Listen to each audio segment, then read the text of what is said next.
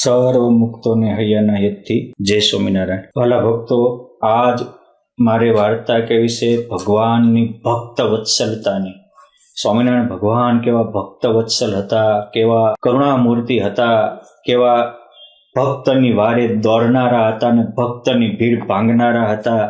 એની માટે ધુવાબરાઈ ગામના ધરણીધરના પુત્ર રામસેવકની વાત કરવી છે. કૃષ્ણાનંદ સ્વામીએ શ્રી હરિચરિત્રમ ગ્રંથમાં લખ્યું છે કે આ સત્સંગ માટે તો પ્રગટ પરચા પ્રાપ્તિ છે, પ્રગટ ભજન પ્રમાણ, પ્રગટ દર્શન દાસને દે છે શ્યામ સુજાણ. જેવા તેવા જગ જીવને જાણીને પોતાનો દાસ, કૃષ્ણાનંદ કહે આ સમય સુખ આપે છે સુખ નિવાસ. સુખ નિવાસ શ્રી હરિ જેવો તેવો પોતાનો દાસ હોય એને પણ સુખ આપવા અને દુઃખ કાપવા હાજરા હાજર રહે છે. પોકાર કરે ને પ્રગટ થાય એવો કોઈ પરમાત્મા હોય તો એ ભગવાન સ્વામિનારાયણ છે. આ વાત સાંભળો, આપણા રૂવાડા નાચી ઉઠશે. એમ થાય છે કે વાહ મારા મહારાજ વાહ. વાત એમ છે કે આ ધુવાબરાઈ ગામમાં ધરણીધરાનંદ સ્વામી, સુખાનંદ સ્વામી, નરસિંહાનંદ સ્વામી, દયાનંદ સ્વામી વગેરે ભક્તોના સંતોના યોગથી અનેક લોકોને સત્સંગ થયો હતો. આના પરચાઓ આ ઉત્તર હિન્દુસ્તાનના પરચા ગ્રંથમાં ઘણા લખાયા છે. એ પૈકીનો હું તો તમને એક અમૃતનું આચમન કરાવું છું, એક આચમની પાવ છું. આ ધુવાબરાઈ ગામમાં ધરણીધર નામના એક ગુર્જર સુતાર હતા, બ્રાહ્મણ હતા, પાકા સત્સંગી હતા. અને આ ધરણીધર ભક્તને એક દીકરો હતો, એના લગ્ન હતા. એ વખતે બાળ લગ્નની પ્રથા હતી, નાના દીકરાને ઘરેણા ખૂબ પહેરાવેલા. પછી આ ધરણીધર ભાઈનો નોકર નદીમાં સ્નાન કરાવવા ગયો. ઝાઝા ઘરેણા જોઈને નોકરની બુદ્ધિ બગડી અને દાગીના ચોરી અને આને પુત્રને મારી નાખવા તૈયાર થયો. અને કાતું કાઢીને જ્યાં ગળે મારવા જાય ત્યાં પુરુષોત્તમ નારાયણ પ્રગટ થયા. રોજા ઘોડા ઉપર એનો હાથ ઝાલી લીધો. ભાલો ઉગામી ચોરને એક બાજુ ભીલને બાંધી દીધા અને જ્યાં દીકરાને ઘા માર્યો હતો ત્યાં પુરુષોત્તમ નારાયણે કરુણા કરીને હાથ ફેરવો, દીકરો સાજો થઈ ગયો. પછી એ ઘોડા ઉપર પોતાની ગોદમાં બેસાડીને ભગવાન સ્વામિનારાયણ એ ધરણીભાઈના દીકરાને એના ઘેરે લાવ્યા. અને પછી એના દીકરાએ જ બધી વાત કરી કે આજ તો મારું મોત હતું, આજે તો ઘરનો સેવક જ મારો દુશ્મન બન્યો હતો, પરંતુ મહારાજ રોજા ઘોડે આવ્યા અને મારું આવું રક્ષા કરી. આ રીતે મહાપ્રભુ સ્વામિનારાયણ આ સત્સંગમાં સદા પ્રગટ છે, પોતાના ભક્તની રક્ષા કરવા તત્પર છે. જેમ પિતા પુત્રની રક્ષા કરે છે, માતા પુત્રની રક્ષા કરે છે, આંખ પાપણની રક્ષા કરે છે, હાથ ડોકની રક્ષા કરે છે, એમ મારો નાથ પોકારે એની રક્ષા કરવા હાજર રહે છે. પિતા ભક્ત હતા, એના સંબંધે એના પુત્રની રક્ષા થઈ. એમ આપણે પણ સાચા સંતો સાથે જોડાશો તો એ સાચા સંત જો દિલના ભક્ત હશે તો એના પ્રતાપે મારીને તમારી પણ રક્ષા થશે અને નિર્વિઘ્ન આપણો જીવન પાર ઉતરશે. એટલે સંતો પ્રેમથી પોકારીને ભગવાન સ્વામિનારાયણ વિશે કહે છે કે શ્રીજી મહારાજ મહાસુખ ધામ સદા પ્રગટ સત્સંગમાં ઘનશ્યામ. માટે સુખધામ જાણી સેવવા હરિ પ્રભુજી કૃપા કરશે તો ખરી.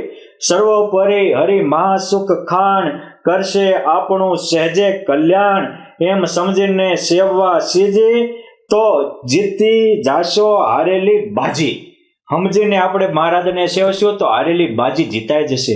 આજ ગામમાં ધુવાબરાઈમાં એક વૃષભાનુના દીકરા રામસેવક હતા, સુરતાર જ્ઞાતિમાં હતા અને પોતે સુતારનું કામ કરતા હતા.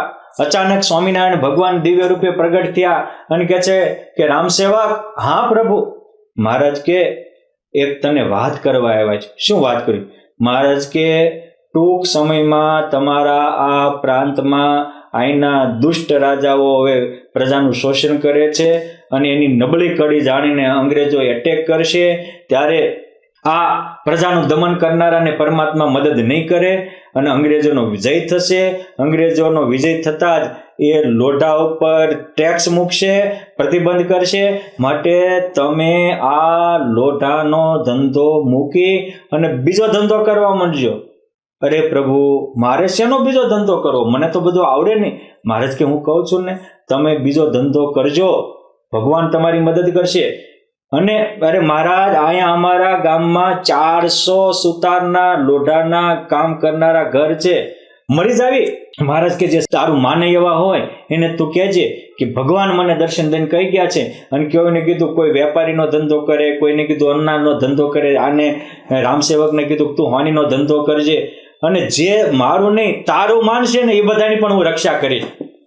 આટલું કહી અને ભગવાન સ્વામિનારાયણ અદ્રશ્ય થયા. મારે એ કેવું છે કે ભગવાન કહી તો ગયા, પણ ભગવાન કે ભગવાનના સંતનો વિશ્વાસ મૂકવો એ આપણી ફરજ બની રહે છે.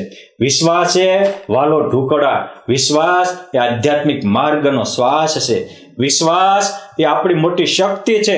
એટલે સંતો કહે છે કે નક્કર નિષ્ઠા નાથની થઈ જાય એકવાર, દુઃખ પડે નહીં કોઈ દે અને રહે સુખડા અપરમ પાર. પળે પળે પ્રભુજી પોતે બને છે રક્ષણહાર, વિશ્વાસી જનની સંગે સંગે સદા રહે કીર્તાર. પળે પળે પ્રભુજી પોતે બને રક્ષણહાર, વિશ્વાસી જનની સંગે સંગે સદા રહે કીર્તાર. કેવા કીર્તાર રહે છે. પછી તો સાંજે બધા ભેગા થયા, બીજે દિવસે પૂજા પાઠ કરી.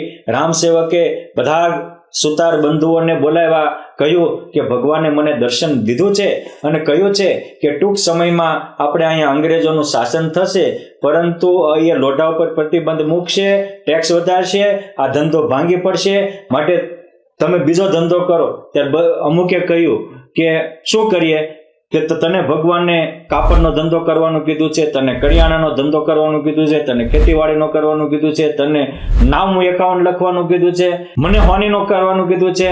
ત્યારે બીજા કે હવે આ રામસેવક ખોટો અને એનો ભગવાન ખોટો, ત્યાં રેઢો પીડો છે ભગવાન દર્શન દેવા આવે.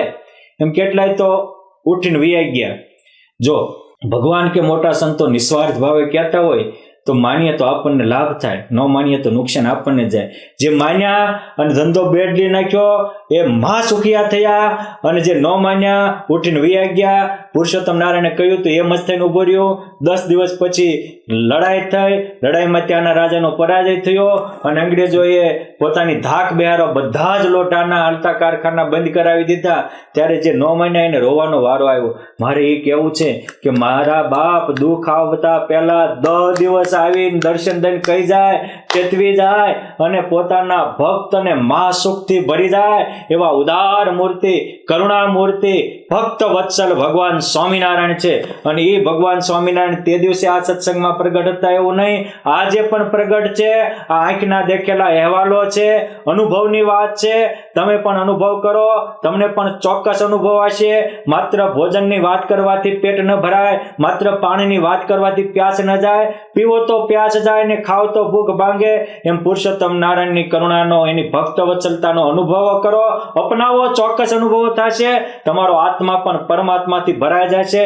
જીવતા લાખના, મરે હવા લાખના થઈ જશું. આજે પણ મારો નાવલિયો નાથ આ સત્સંગમાં સાચા ભક્તને માટે હાજરા હાજર છે. નિષ્કુળાનંદ સ્વામીએ કીધું છે, સાચાને સોંઘા ઘણા નથી મોંઘા થયા મહારાજ, ખોટાને ન જડે ખોળતા તે દિન કે વળી આજ. માટે આપણે સાચા ભક્ત થઈએ.